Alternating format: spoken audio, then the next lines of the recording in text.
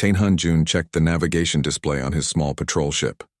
The small blue dot showed his position near the outer colonies, far from Earth.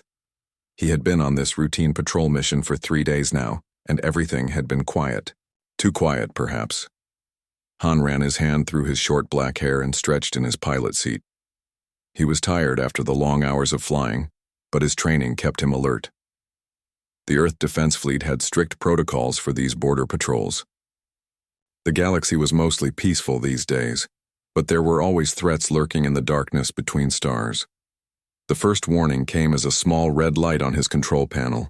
Han frowned and tapped the screen. The engine readings were dropping. That was not normal. "Computer, run diagnostics on main engine," Han said, his voice steady despite the concern growing in his mind. The computer replied in its flat voice. "Warning, main engine power at 60% and falling. Backup systems not responding." Han's training kicked in immediately. He began the emergency procedures, his fingers moving quickly across the control panel. This was bad. He was in a remote sector, and help would be hours away at best. "Send emergency signal to Fleet Command," Han ordered. "Include current position and engine status." "Transmitting," the computer responded. The ship lurched suddenly and the lights flickered. Han gripped his seat as warning alarms began to sound throughout the small vessel. "Engine failure imminent," the computer announced. "Recommend immediate landing on nearest suitable surface." The scanner showed a small moon orbiting a gas giant nearby. It wasn't ideal, but Han had no choice. He directed the failing ship toward the rocky surface, using what remained of the engine power to slow his descent. The landing was rough. The ship bounced once, twice, before settling on the gray, dusty surface of the moon. Han checked the systems quickly. The communication array was still working and life support was stable, but the engines were completely dead. He was stranded. "Computer, continue broadcasting emergency signal," Han ordered, "and scan the surrounding area." "Scanning," the computer replied. "Warning, unusual energy readings detected 2 kilometers east of current position." Han frowned. This moon was supposed to be uninhabited. He moved to the weapons locker and took out his standard-issue blaster. After checking that it was fully charged, he slipped it into his holster. Better to be safe than sorry. What Han didn't know was that his emergency signal had been intercepted. A Vexari patrol ship had been hiding in the shadow of the gas giant, monitoring Earth communications. The Vexari were tall, reptilian beings with gray-green skin and 4 arms. They had been in conflict with several galactic powers for decades, though they had avoided direct confrontation with Earth so far. Commander Tark of the Vexari forces received the human distress call and saw an opportunity. "A lone human ship," he said to his second-in-command. "Disabled and helpless. This is perfect." Tark was an experienced soldier with many battles behind him. The scales on his face bore the ceremonial markings of his high rank. "Prepare a ground team," he ordered. "I want that human captured alive. Earth military personnel could provide valuable intelligence." Han had just finished setting up emergency beacons around his ship when he heard the sound. It was faint at first, a low humming that grew louder. He drew his blaster and took cover behind a large rock, scanning the sky. The Vexari landing craft appeared over the horizon, its engines glowing bright against the black sky. It was smaller than Han's ship, but clearly military in design. The craft landed about 100 meters away, kicking up dust that hung in the moon's low gravity. "Not good," Han muttered to himself. He recognized the ship design from his military briefings. Vexari. They weren't known for taking prisoners or showing mercy. Han had 2 choices: try to hide or return to his ship and prepare for a fight. The open, barren landscape of the moon offered little cover, so hiding wasn't really an option. He decided to make his stand at his ship. Moving quickly, Han returned to his vessel and sealed the entry hatch. From the cockpit window he could see 6 Vexari soldiers approaching. They moved with practiced precision, their 4 arms carrying various weapons. They wore light armor that glinted in the dim light reflected from the gas giant above. Han activated the ship's external speakers. "This is Captain Han Jun of the Earth Defense Fleet. My presence here is peaceful. I am experiencing engine trouble and awaiting rescue. The Vexari continued their approach without responding. Han checked his blaster again and positioned himself near the hatch. If they tried to force their way in, he would at least have a defensible position. A voice came through the ship's communication system. "Human, this is Commander Tark of the Vexari Expansion Force. Your ship is now under our control. Exit your vessel with your hands visible, or we will be forced to enter with lethal intent." Han weighed his options. The Vexari outnumbered him 6-1, and they had a working ship. Even if he managed to hold them off, his oxygen would eventually run out. Fighting would likely end with his death, and a dead soldier couldn't escape later. "I am coming out," Han responded. "I am armed but will not draw my weapon." Han opened the hatch and stepped out onto the moon's surface, his hands raised to shoulder height. His blaster remained holstered at his side. The Vexari soldiers surrounded him immediately, their weapons pointed at his chest. Commander Tark stepped forward. He was taller than the others, with elaborate markings on his scale-covered face. "Remove your weapon and place it on the ground," Tark ordered. Han slowly took his blaster out and set it down. One of the Vexari soldiers quickly took it. "Search his ship," Tark ordered 2 of his soldiers. To Han, he said, "You are far from your territory, human. What is your real purpose here?" "As I said, routine patrol. Engine malfunction forced me to land," Han replied calmly. He needed to learn more about his captors before deciding on his next move. The Vexari soldiers emerged from his ship. "The human speaks truth about the engine, Commander. It is non-functional. We found standard patrol equipment and weapons only." Tark studied Han with large, yellow eyes. "Bind him," he finally ordered. "We will take him to the ship for questioning, and prepare to attach towing cables to the human vessel. Our engineers will examine their technology." As the Vexari placed restraints on Han's wrists, he remained calm. His training had prepared him for capture situations. The first rule was to stay alive and alert, looking for any opportunity. "You're making a mistake," Han said quietly to Tark. "Taking a human prisoner will bring consequences you aren't prepared for." Tark made a sound that might have been laughter. "Your Earth forces are days away, human. By then, we will have learned everything, you know, and you will be of no further use." As they led him toward their ship, Han noticed several things: the Vexari guard patterns, the location of their weapons, the way they communicated. All information that might help him later. "You're far from home, human," Commander Tark said as they reached the Vexari ship. "No one will find you here. It would be in your best interest to cooperate." Han smiled slightly. "My crew knows exactly where I am." The statement wasn't entirely true, but Han knew that Earth forces would begin searching as soon as they lost contact with him, and the Vexari were about to learn why taking a human soldier captive was one of the worst mistakes they could make. The Vexari warship was much larger than Han had expected. As the soldiers led him through the corridors, he counted 3 security checkpoints and noted the positions of surveillance devices. The ship hummed with activity, with Vexari crew members moving purposefully between stations. Most stopped to stare at the human prisoner. Humans were still a rare sight in this part of the galaxy. Commander Tark walked ahead, his tall figure easily recognizable among the other Vexari. Han noticed that the other soldiers showed Tark great respect, moving quickly out of his path when he approached. They finally reached a small room deep within the ship.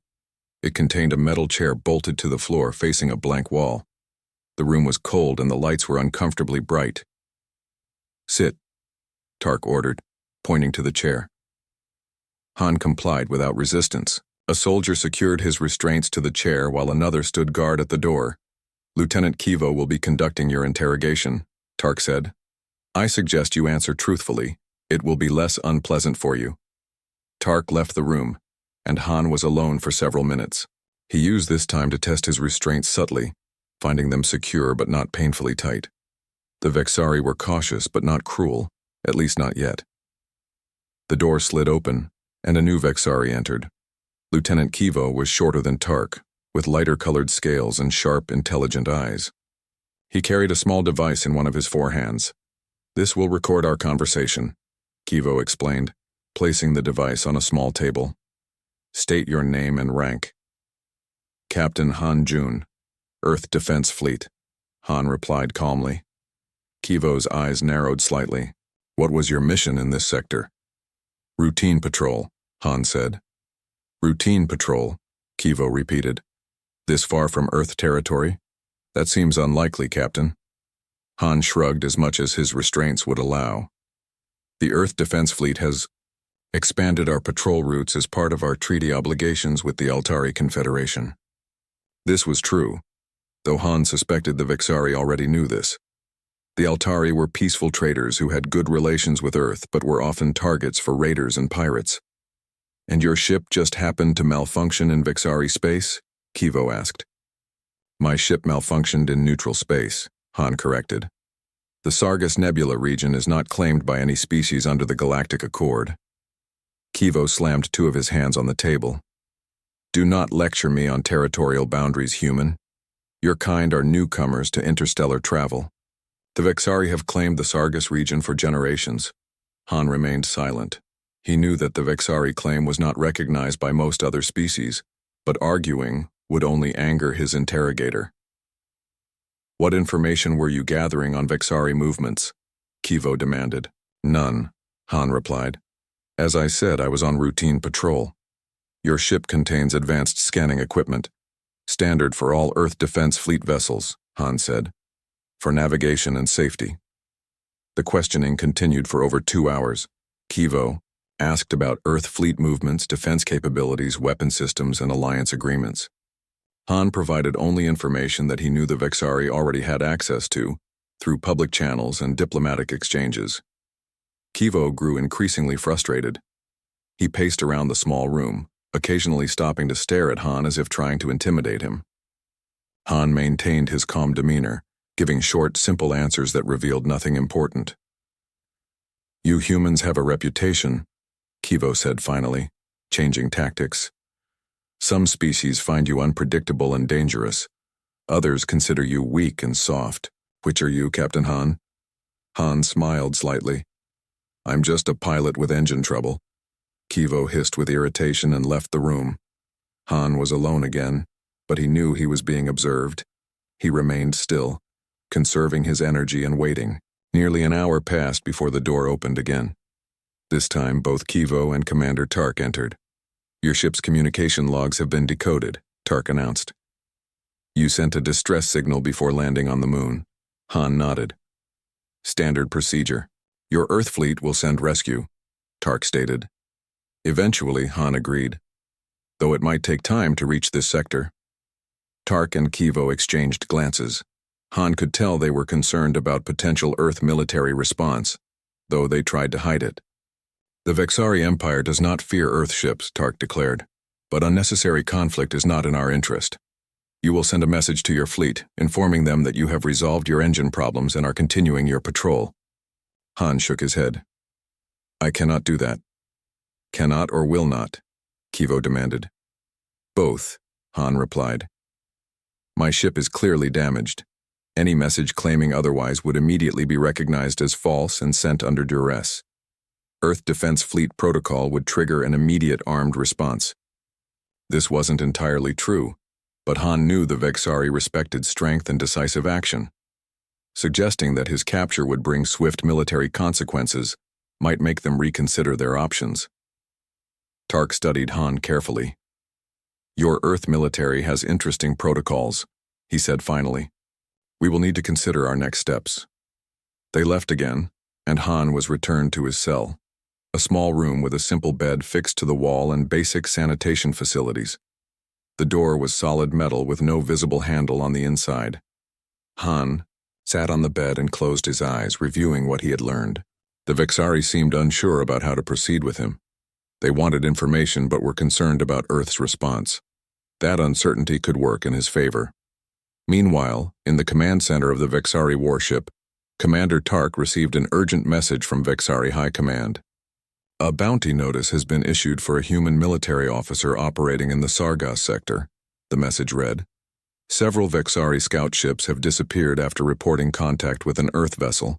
The human officer is considered highly dangerous. Capture and identification are priority objectives. Tark looked at the attached description and image. It matched their prisoner closely, though Tark knew humans could look similar to each other. "Lieutenant Kivo," Tark called.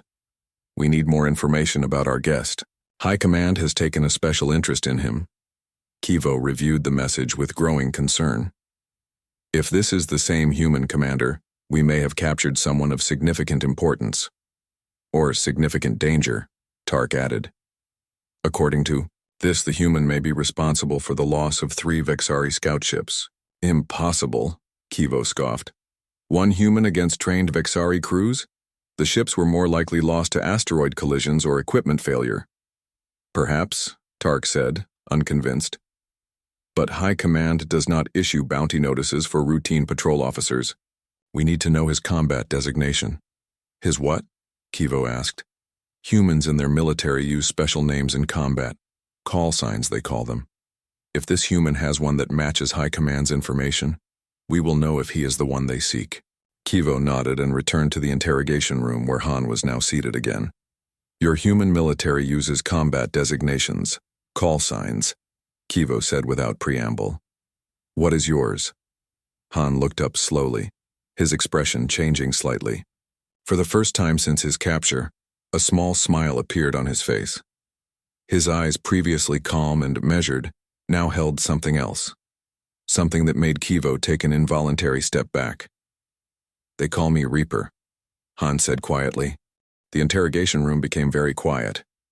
Lieutenant Kivo stood frozen, his yellow eyes fixed on Han. The name Reaper seemed to hang in the air between them. "Confirm that designation," Kivo said sharply into his communicator, his voice slightly unsteady. Han remained seated, his posture relaxed despite the restraints. He watched Kivo with calm interest, noting the change in the Vexari officer's behavior. Just saying his call sign had shifted something in the room, and Han knew it might work to his advantage. Less than 2 minutes later, the door slid open. "Commander," Tark entered, followed by 2 heavily armed guards. The commander's face was difficult to read with its alien features, but his body language showed tension. "Remove his restraints," Tark ordered suddenly. Kivo turned to his commander in surprise. "Sir?" "Remove them," Tark repeated firmly. "They are unnecessary and possibly unwise." A guard stepped forward and unlocked the restraints from Han's wrists. Han rubbed his wrists slowly, never taking his eyes off Tark. "The Reaper," Tark said, studying Han with new interest. "The human who single-handedly defended the Proxima colony against a Dracorian assault force?" Han remained silent, his face giving away nothing. "The same human who infiltrated the Solarix prison complex and extracted 17 diplomats without casualties," Tark continued. "The one who destroyed 3 Vexari battlecruisers during the Antares conflict." Han tilted his head slightly. "Your intelligence is impressive," he finally responded. "But incomplete." Tark motioned to the guards. "Leave us." The guards hesitated, looking at each other uncertainly. "Now," Tark ordered, and they quickly left the room. Only Tark, Kivo, and Han remained. "You understand our situation has changed," Tark said after the door closed. "Has it?" Han asked simply. "Vexari High Command has confirmed your identity. They have also issued new instructions regarding your handling." "I'm still just a pilot with engine trouble," Han said with a small smile. Kivo made a hissing sound. "Do not mock us, human. Your reputation is known to us now." Tark held up one of his 4 hands to silence Kivo. "Captain Han, or should I address you as Reaper, we find ourselves in an unusual position. Your capture could be seen as a significant achievement for the Vexari Empire. Or a significant mistake," Han suggested calmly. Outside the interrogation room, word of the human prisoner's identity spread quickly through the warship. The Vexari soldiers and crew members gathered in small groups, their voices low as they shared stories they had heard about the human called Reaper. "My cousin served on the border patrol near Earth space," one engineer told his companions. "He said the Reaper once took down an entire Dracorian war party with nothing but a damaged shuttle and a hand blaster. I heard he can move through air, vents and security systems that would be impossible for a being his size," another added.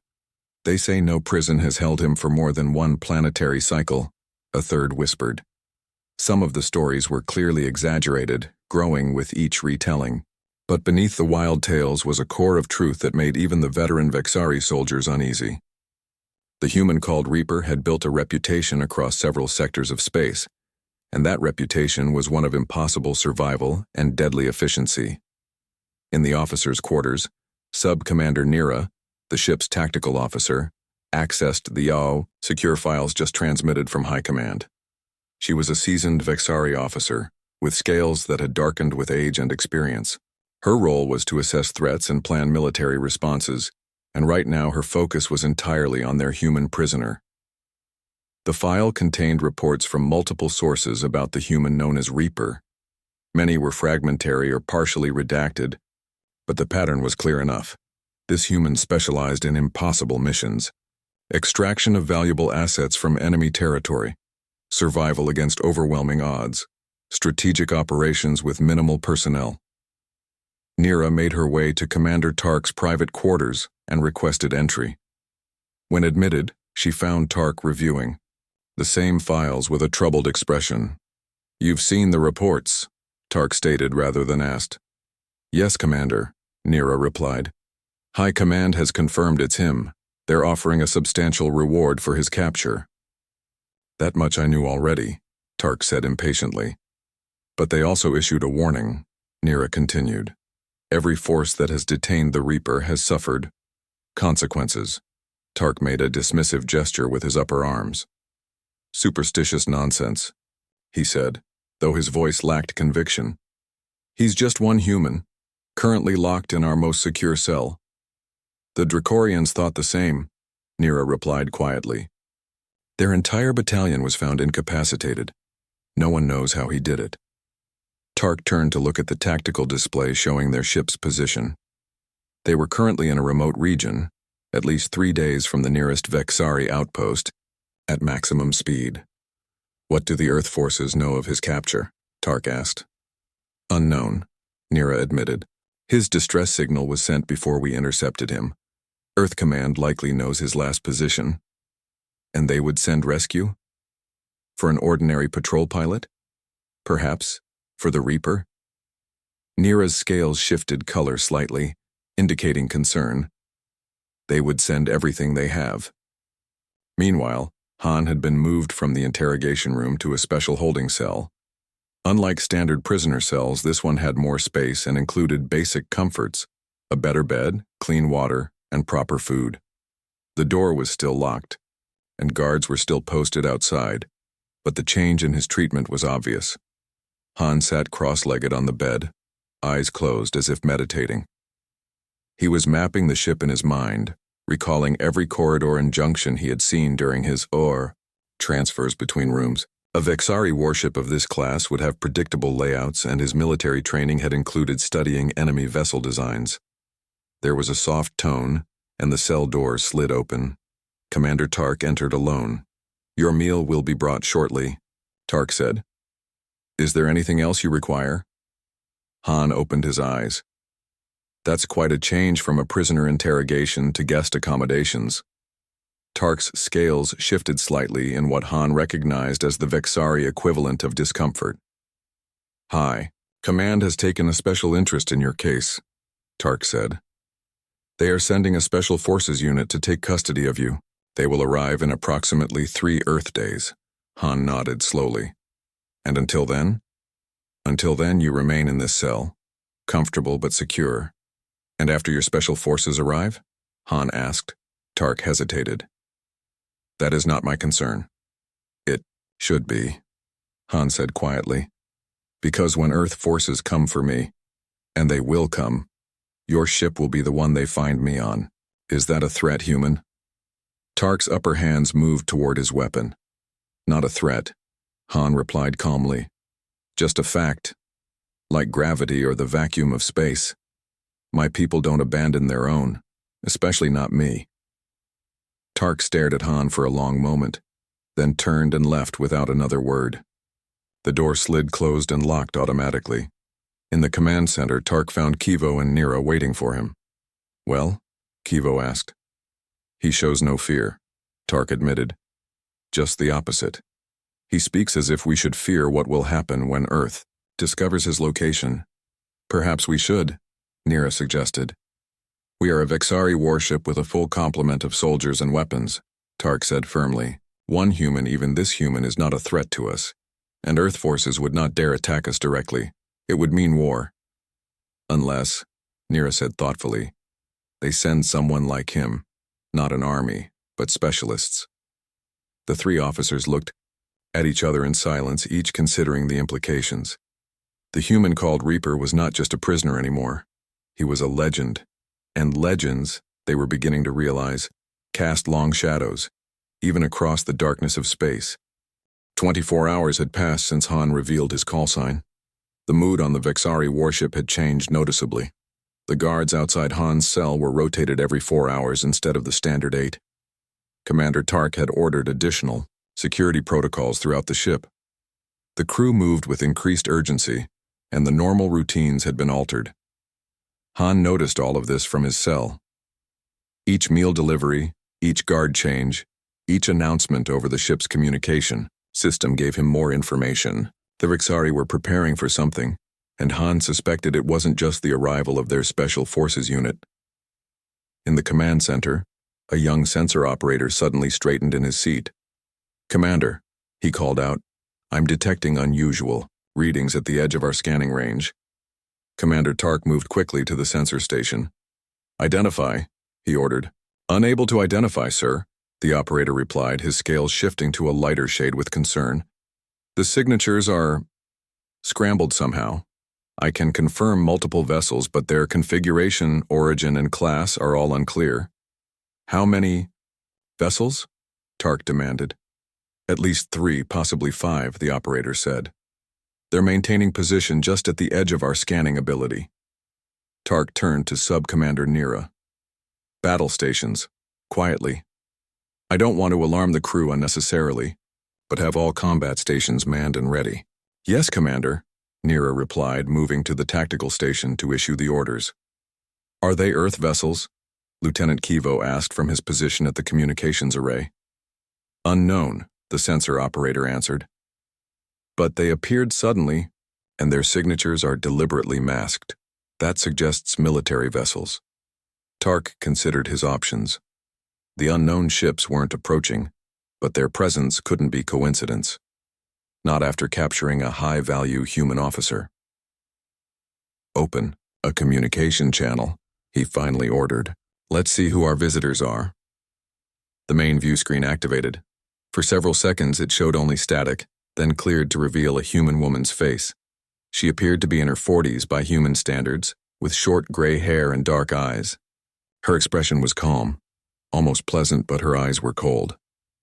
"This is Colonel Kim Ji of the Earth Special Operations Division," she announced. "You are currently holding Captain Han Jun against his will. You have 1 hour to release him unharmed." Tark straightened, trying to project confidence he didn't entirely feel. "Colonel, you are in Vexari-controlled space. Your presence here is an act of war. We have every right to detain suspicious individuals in our territory." "You misunderstand, Commander," Kim replied, her voice still pleasant. "This is not a negotiation. The timeline was a courtesy. Captain Han is one of ours. Specifically, he's under my command." "And who exactly are you?" Tark demanded. Kim's slight smile unsettled the entire bridge crew.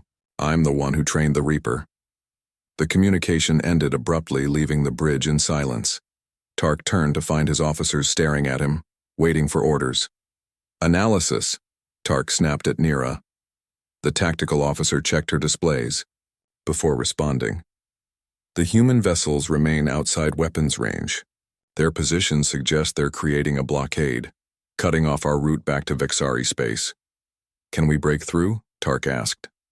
"Possibly," Nira replied. "But not without engaging them directly, and without knowing their capabilities. I cannot predict the outcome with certainty."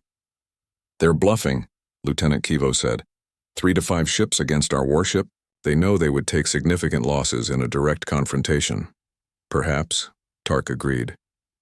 "But these are not regular Earth forces," the woman said. "Special Operations Division. and she claims to have trained the Reaper. The bridge fell silent, again as the implications sank in. If the human in their brig was as dangerous as his reputation suggested, what did that say about the one who trained him? "We have superior firepower," Tark said finally. "And the human is still our prisoner. That gives us leverage. Should we prepare him for transfer?" Kivo asked. "We could use an escape pod and rendezvous with the Special Forces unit at another location." Tark considered this. "No. We do not run from humans. Send a message to High Command. Inform them of our situation and request immediate reinforcements." Kivo moved to the communication station but frowned after several attempts. "Sir, our long-range communications are being jammed." "Impossible," Tark said. "Our systems have multiple redundancies and security protocols." "Nonetheless, we cannot get a signal through," Kivo insisted. Tark slammed one of his fists against a console. "They're isolating us." He turned to a junior officer. "Go to the prisoner, see if he is still secure." The officer hurried away. Tark returned to the tactical display, studying the positions of the Earth vessels. They remained stationary, making no aggressive moves, but their very presence was a challenge that could not be ignored. The junior officer returned minutes later, breathing hard. "Sir, the prisoner is still in his cell, but he asked me to deliver a message to you." "What message?" Tark asked. He said, "Tell your commander that in approximately 45 minutes he'll have company. It would be better for everyone if I'm not here when they arrive." Before Tark could respond, a new alarm sounded throughout the bridge. "Security breach," the systems officer called out. "Internal sensors on decks 3 through 7 have gone offline." "That's impossible," Tark snapped. "We're in deep space. No one could have boarded." "Unless," Sub-Commander Nira suggested, "they were already aboard." Tark turned to the security station. "Full lockdown. All available soldiers to secure the prisoner and hunt down any intruders." As alarms blared throughout the ship, Han sat calmly in his cell, eyes closed as if meditating. He could hear the increased activity outside his door, the hurried footsteps of soldiers rushing past, the urgent communications over their devices. The door to his cell slid open, and 4 heavily armed guards entered. "On your feet," the lead guard ordered. "You're being moved to a secure location." Han opened his eyes and smiled slightly. "It's starting, isn't it?" The guard raised his weapon. "Move. Now." Han stood slowly, keeping his movements deliberate and non-threatening. As the guard surrounded him and led him out of the cell, he noted several new details about the ship's condition. Emergency lights were flashing in the corridors, and he could hear distant sounds of confusion. "Your Colonel Kim makes quite an impression," Han said conversationally to the guard beside him. The guard hissed, "Silence, human." They reached a junction where the corridor split in 3 directions. Suddenly all the lights in the section went out, plunging them into darkness. The emergency lighting flickered but failed to activate. "Weapons ready," the lead guard shouted. In the darkness there was a soft sound, like something small hitting the floor. Then came a bright flash and a hissing noise. The guard stumbled, their weapons clattering to the floor as they collapsed one by one. When the emergency lights finally came on seconds later, Han stood alone in the corridor, the 4 guards unconscious around him. He knelt down and picked up a small device from the floor, a compact stun grenade of Earth design. "Right on time," Han said quietly to himself. Several sections away, Commander Tark organized his forces to respond to the intruder alerts now coming from multiple areas of the ship. Reports were conflicting and confused. Sensors malfunctioning on one deck, communication systems failing on another, security doors opening and closing randomly. "It's a coordinated attack," Nira concluded. "But our scans show no vessels have approached or docked with us." "The Earth ships are still holding position?" Tark asked. "Yes, Commander. They haven't moved." "Then how?" Tark began, but was interrupted by a new alert. "Commander," Lieutenant Kivo called from his station. "We've lost contact with the prisoner escort team." Tark's scales darkened with anger. "Find them, and find the prisoner." Throughout the warship, confusion reigned as the Vexari crew tried to understand what was happening. Systems failed, sensors gave false readings, and reports of intruders came from multiple sections simultaneously. Yet no one could provide a clear description of these intruders, and security cameras showed only empty corridors. The legend of the Reaper was growing with each passing minute. Commander Tark ordered all available soldiers to secure critical areas of the ship. The bridge, engine room, and weapon systems were his top priorities. As alarms continued to blare throughout the vessel, Tark tried to make sense of the contradictory reports coming in from all sections. "Sir, Deck 5 reports all clear, but we've lost communication with Deck 4 entirely," a communications officer said. "Security systems on Deck 6 show unauthorized access to the armory, but cameras show no one present," another reported. Tark slammed his fist on the command console. "This is impossible. How many intruders are aboard?" "Unknown, Commander, Sub-Commander," Nira replied. "Sensors are unreliable. We cannot get accurate readings." "The human ships?" Tark demanded. "Still holding position outside weapons range," Nira confirmed. "They have made no move to approach." Lieutenant Kivo approached with a worried expression. "Commander, I have analyzed the pattern of system failures. They are spreading inward from multiple points converging on our current position." "They're coming for the bridge," Tark realized. "Double the guard. No one enters without my direct order." Meanwhile, Han moved silently through the corridors of the Vexari warship. He had acquired a Vexari sidearm from one of the unconscious guards, but he kept it holstered. After the initial confusion of his escape, he had a clear purpose and direction. The ship's layout was familiar enough from his training that he could navigate most sections.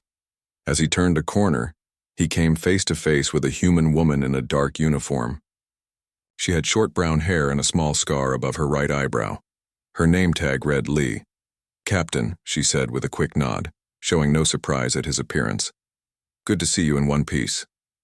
"Lieutenant Lee," Han replied calmly, as if meeting a colleague in a hallway was completely normal. "I had a feeling you might be aboard."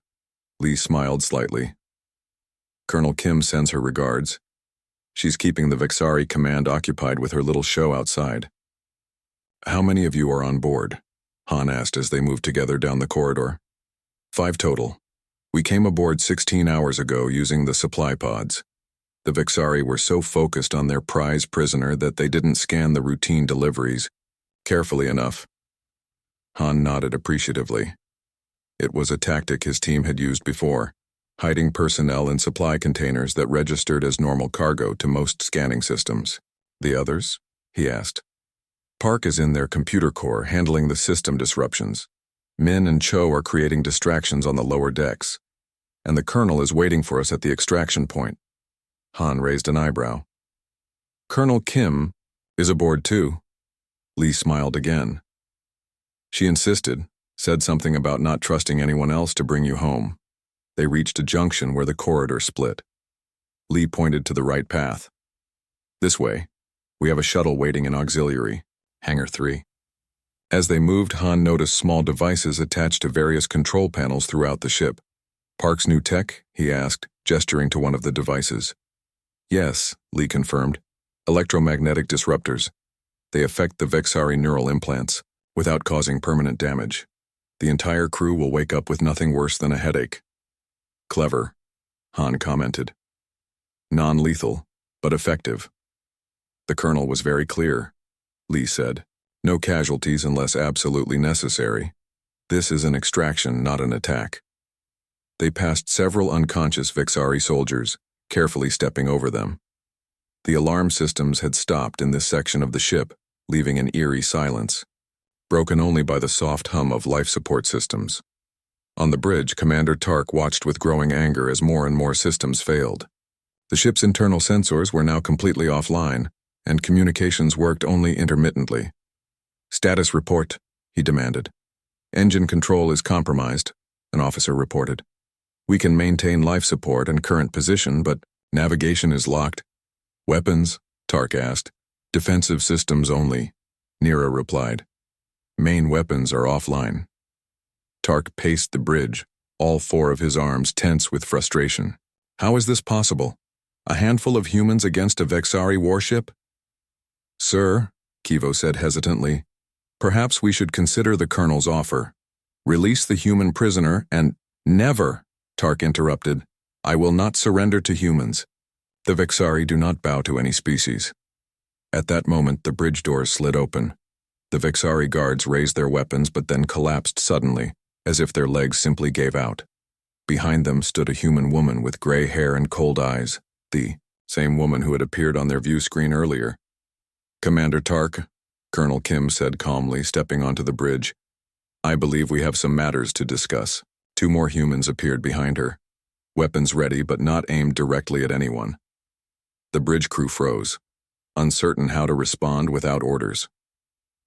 How did you get onto my bridge? Tark demanded, his hand moving toward his sidearm. I wouldn't, Kim advised, nodding toward his weapon. My team has control of your ship's systems. One signal from me and your life support could experience an unfortunate failure. Tark's hand stopped. What do you want? I already told you, Captain Han Jun. Nothing more. As if on cue, Han and Lieutenant Lee entered the bridge from a side entrance. Han looked around calmly, noting the shocked expressions of the Vexari crew.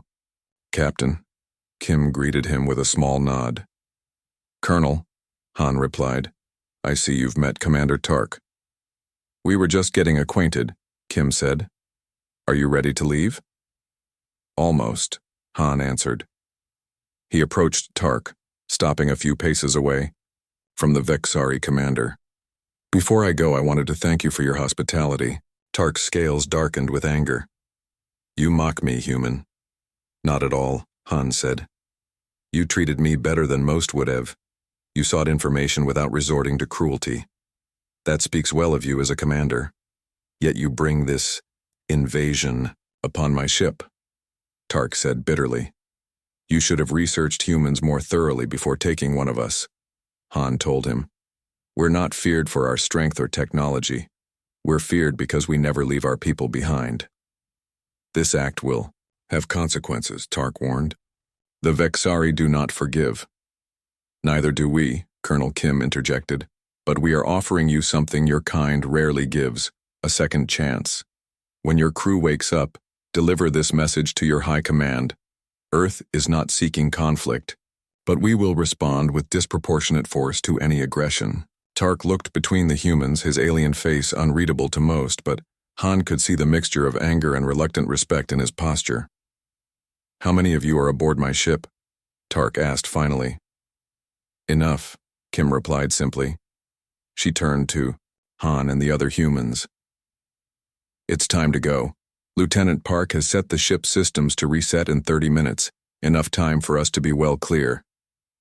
The humans backed toward the exit, keeping their weapons ready but not threatening. Han was the last to leave, giving Tark a final nod. Until we meet again, Commander, he said. Under better circumstances, I hope. The humans made their way quickly through the ship's corridors to the auxiliary hangar where their shuttle waited. They encountered no resistance. All Vexari in. Their path had been incapacitated by Park's devices. As they boarded the shuttle, Han looked back at the Vexari warship through the hangar opening. It was an impressive vessel, designed for war and intimidation. Yet it had been effectively neutralized by 5 humans with the right tools and training. The shuttle departed, moving quickly away from the Vexari vessel and toward the waiting Earth, ships at the edge of the system. So the legend grows, Han said with a hint of amusement as he took a seat. That's the point of legends, Captain Reaper, Kim replied. They make our enemies hesitate. And sometimes that hesitation is all the advantage humanity needs. As the shuttle reached the Earth vessels, Han looked out at the stars. The galaxy was vast and full of powerful species with advanced technology and natural advantages humans would never possess. But humanity had something many of those species didn't fully understand, a fierce loyalty to their own, and a creativity that turned disadvantages into strength. Mission completed, Colonel? Han asked. Mission completed, Kim confirmed, and I expect Vexari High Command will think twice before taking another human hostage. Especially one with a call sign, Han added with a small smile. In the aftermath, the incident became another chapter in the growing mythology surrounding the human military and their enigmatic special forces.